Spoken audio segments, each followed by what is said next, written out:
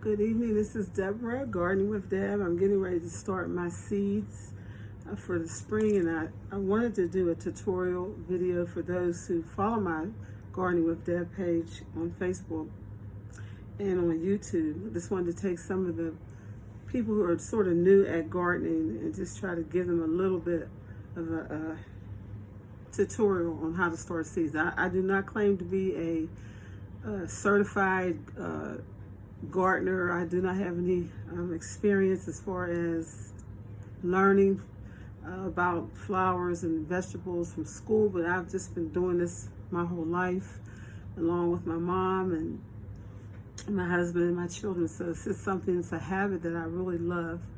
And so I'm getting ready to start this process. This is what I've been doing for the last few years, is starting seeds inside of these trays. Now I had this tray for this is probably the third year, and it's just, I put water down here at the bottom. I usually water from the bottom, and it has, I think this is 1, 2, 3, 4, 5, 6, 36 cells in this container, and I have 4 of these, and I'm going to start.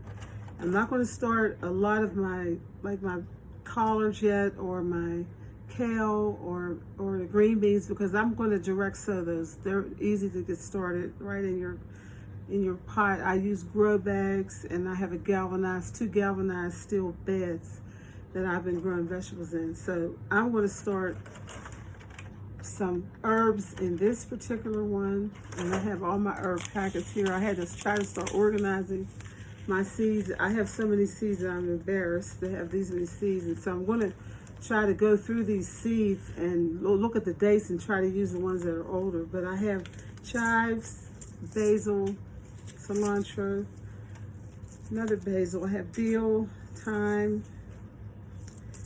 I think I already said sage, but I have sage, and I have some tomatoes that I'm going to start today. Holy basil. I have cherry tomatoes, Roma tomatoes. I have rosemary, which I love. I'm going to start that. I have these little, I think they're called pear tomatoes. I was just popping these off the vine and washing them and eating them. Last year they were so good. I have parsley. And so I'm going to start my herbs. And this is something that I've never done. So this is new, to start the herbs from seed. I usually go to one of the big box garden centers and just buy each plant. So I'm just going to try something this year. I'm starting them in these trays. So what I'm going to do is, I have my potting mix, and this is called Organic Potting Mix Back to the Roots. I got this at Target. I think it was like $7.99. And remember, if you're starting seeds, you have to use potting mix. You can't go out and just get a bag of dirt. It's too heavy. The seeds are not going to be able to, it doesn't have the nutrients that you need. So you want to get potting mix. It doesn't matter really what brand you want to use. You can use Miracle-Gro, whatever you want, whatever fits your budget, but you need potting mix. So what I'm going to do is, I'm going to fill these cells with the potting mix.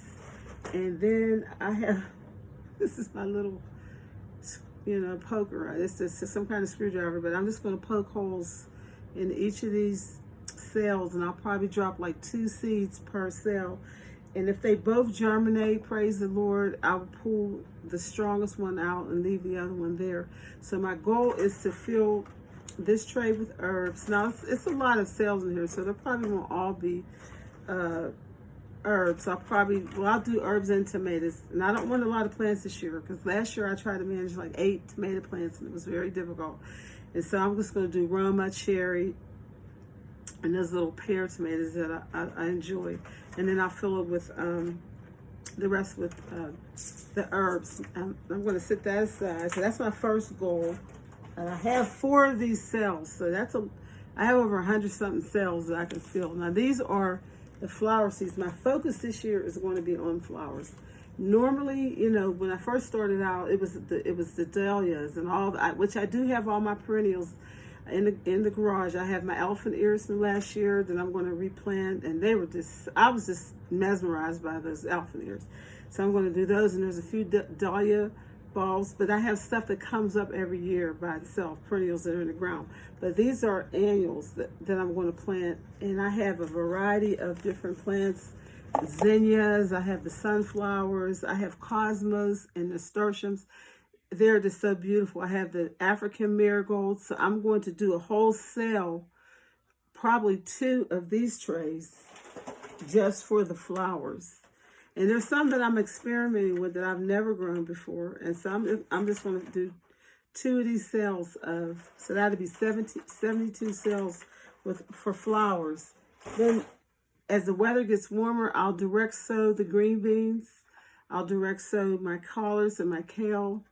I'll direct sow this purple eggplant that I got the seeds last year. And the reason I like this eggplant, it's narrow. It's not fat like a traditional eggplant, which I've been very successful growing. But when I want to make ratatouille, you know, you want those little circle slices, and that the other eggplant slices are so big. But this is long like a cucumber. And so I'm really excited about that. And I'll probably start that with these tomatoes and herbs. But everything like the green beans grow so fast. Cucumbers, you can put them in the ground and they're up in a week. So I won't worry about starting those indoors. The sunflowers, I'm debating because some people say they don't like to be moved.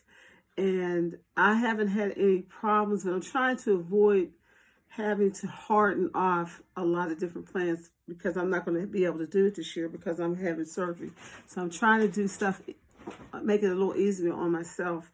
And flowers take care of themselves. Once I get them in the ground, they are just going to do their thing. As long as somebody waters them, they'll be fine. So I'm going to do 2 trays or two of those cells will be 72 flowers. And then I'm going to do a cell with, and I may separate the tomatoes and have them to themselves and keep the herbs all together.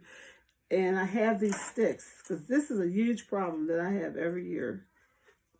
I'll put something in a cell and then I don't remember what it is. And so I'm going to be committed to putting sticks in each of these rows of, if I do a whole row of marigolds, I'm going to make sure I mark stuff because I had situations where I had all of these tomatoes. I had 8 different varieties of tomatoes and I couldn't tell which brand based on them just coming up until the fruit started developing. I didn't even know what they were. And so I want to make sure. So when you're gardening, make sure that you're marking your sticks so you'll know. But you can get your potting mix if you want to start indoors. That's what I'm getting ready to do. And I'll take you through the process. My daughter was saying how exciting it is when your stuff starts popping up.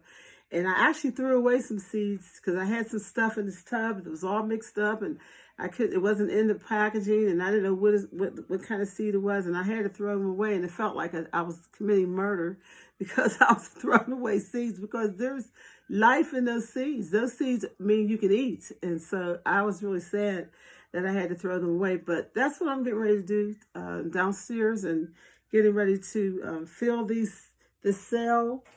And then I'm going to sprinkle some water. I'm going to make sure I moisturize this. Once I put the dirt in, pack it down, I'm going to moisturize this. And then I'm going to begin to drop my seeds and label each row so I know what I'm doing. And the last thing that I'm going to do, and I love these grow lights. If you get a chance to go on Amazon or wherever you want to buy them at, these are called grow lights. Now I have one that has 3 wands.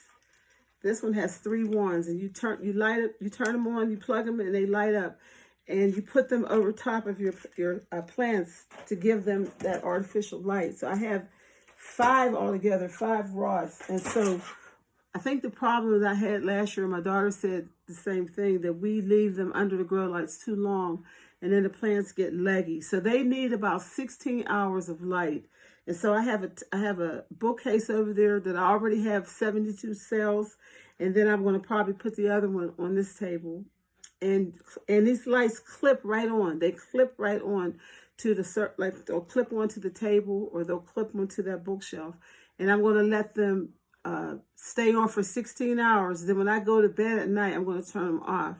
And so I can avoid having the leggy plants. And one more thing, cabbages. Last year I planted cabbages and I planted peppers, and I'm going to buy those again from Lowe's. I had a 6-pack of peppers.